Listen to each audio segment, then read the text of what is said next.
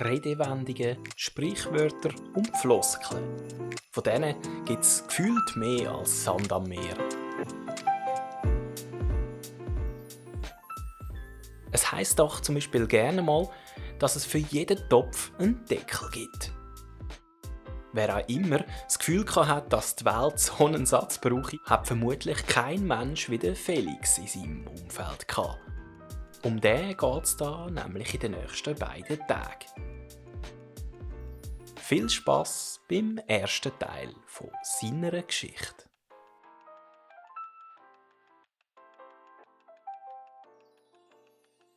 Der Felix war schon immer ein bisschen spezieller. Die einen würden ihn ein Original nennen, andere würden ihn als Spinner bezeichnen. Und gewisse haben einfach gelernt, ihn zu ignorieren. Oder versuchen es zumindest.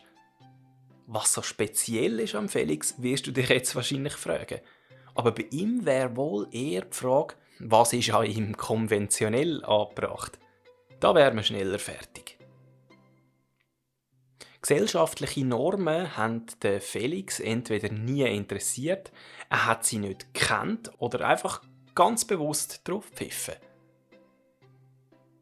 Was es von dem am meisten war, darüber haben sich die Leute schon oft den Kopf zerbrochen. Auf alle Fälle muss er sich fast schon einen Sport daraus machen, nicht ins Bild zu passen. Apropos Sport. Dort hat sich das so gezeigt, dass er sich beispielsweise Tickets für einen Fansektor im Hockeystadion kauft, dort aber das Liebli vom gegnerischen Team getragen hat.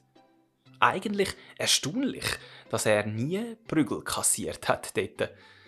Wenn ihm ein Fan zu verstehen gegeben hat, dass das der Sektor vom Heimteam sei und er da falsch sage, ist der Felix um eine Antwort nicht verlegen gewesen. Ja, eben, ich bin da in dieser Stadt daheim, bin einfach Fan von einem besseren Verein als ihr alle. Hat dann gerne mal eine Antwort gelautet. Was für eine Legende. Wenn die Grenze zwischen Komik und Wahnsinn ein Ort wäre, dann würde Felix dort wohnen. Nach Achterbahnfahrten im Vergnügungspark hat er auch gerne mal Fotoabzüge von anderen Gruppen bestellt. Die Person am Fotostand ist dann amix, um es diplomatisch auszudrücken, leicht verwirrt gewesen.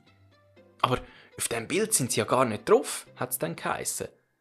Der Felix hat dann zur Gegenfrage angesetzt und gemeint, würden Sie ein Foto mit meinem Gesicht drauf kaufen? Ich denke nicht. Schöne Menschen machen sich bessere Fotos. Und wenn der Felix in ein Kaffee gegangen ist, dann hat er immer ein Bündel Zucker mitgebracht und es an der Bedienung ausgehändigt. Die brauchen es schliesslich mehr als er, der seinen Kaffee ja sowieso immer schwarz trinke. Inzwischen sage ich ja alles knapp. Strom, Gas, das sage mit dem Zucker sicher auch nicht anders.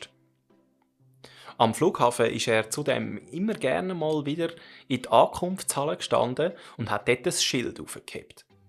Dort ist immer gerade der Name drauf gestanden, der ihm in dieser Zeit besonders gut gefallen hat. Vielleicht wegen einer Rolle in einem guten Film, mal war es ein Name, den er einfach irgendwo aufgeschnappt und in seinen Ohren gut getönt hat. Er war sich nämlich sicher, Leute mit schönen Namen haben auch schöne Persönlichkeiten. Und zu denen hat er immer wieder den Kontakt gesucht. So nach dem Gesetz der Wahrscheinlichkeit hat es dann auf seine Schilderaktionen immer mal wieder einen Treffer gegeben. Leichtgläubig sind die Leute namens auf den Felix zugegangen. Wo sie aber gecheckt haben, dass er nicht ist, um sie ins Hotel, an die Konferenz oder einfach ins Stadtzentrum zu fahren, haben die meisten irritiert das Weite gesucht. Er war zwar ein schräger Typ, aber keiner, der sich von der Gesellschaft abkapselt hat. Er hat es geliebt, mit Leuten in Kontakt zu kommen. Zum Felix, sein Pech, hat das aber selten auf Gegenseitigkeit beruht. Im Gegenteil, die meisten haben ihn immer belächelt oder sogar verspottet. Die Suche nach einer Partnerin an seiner Seite hat er darum ins Internet ausgeweitet. Eine Plattform hat ihn besonders überzeugt. Es hat geheissen, dort verliebe sich alle 12 Minuten jemand drüber. Nach 10 Jahren ist das aber beim Felix noch immer nicht der Fall gewesen. Rein rechnerisch hätte das aber inzwischen hinhauen müssen. Der Versuch, die Plattform wegen irreführendem Geschäftsgebaren zu verklagen, ist aber grandios gescheitert.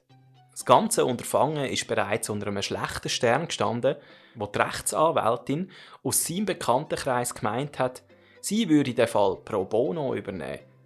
Vom Bono halte er aber herzlich wenig. Das waren ziemlich miese Nummern, wo der mit U2 damals auf allen Apple-Produkten das neue Album standardmäßig draufgeklopft hätte. Der Versuch der Anwältin, ihm zu erklären, dass pro bono so viel wie zum Wohle der Öffentlichkeit und unentgeltlich bedeute, ist ins Leere gelaufen. Auch wenn der Typ eins auf wohltätig mache. Am Schluss ging es doch dem gleich nur ums Geld. Die Anwältin ist ab so Dialog halb verzweifelt und hat sich vielleicht auch aus dem Grund kein Bein für diesen Fall ausgerissen. Falls du es bis jetzt noch nicht gemerkt hast, der Felix hat es auch mit der Sprache nicht so gehabt. Fremdsprachen hat er genauso wenig verstanden wie Ironie oder Sarkasmus. Er hat eigentlich immer alles ziemlich wörtlich genommen. Weil der Felix auch öppe gern Wellnessen ist, hat er im Kleiderladen zugeschlagen, wo er einen Pulli mit der Aufschrift «Bad Bitch» gesehen hat. Er hat «Bad Bitch» nämlich für einen Kurort gehalten. Schliesslich heissen die ja gern mal etwas mit «Bad» vorne dran.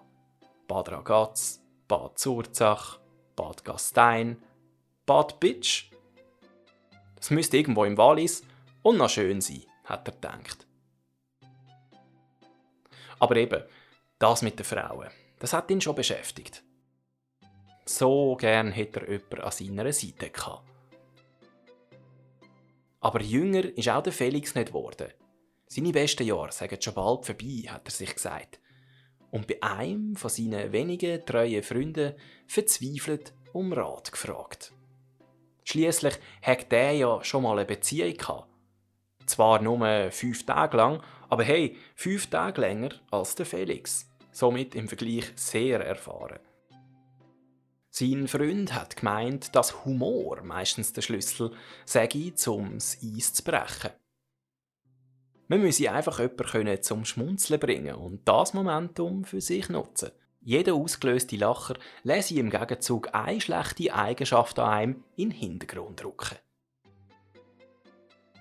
Auf welchem Bierdeckel sein Kollege das gelesen hat, hat der Felix nicht gewusst. Und wirklich eine Neuigkeit ist das für ihn ja auch nicht gewesen, dass Humor ein Pluspunkt sei. So viel hat auch der Felix verstanden. Aber das Wie, das sagt doch die grosse Frage. Sein Kollege hat gemeint, für das müssen wir nur ein paar Comedians studieren, analysieren, was in diesen ihren Nummern gut funktioniert und das dann ins Gespräch einbringen. Am Abend sage ich dann auch gerade eine Show mit gerade 8 Comedians in einem kleinen Club. Dort würde er den Felix dann mitschleppen. Über welche oder nicht. Tickets hat er gerade in diesem Moment schon übers Handy gekauft.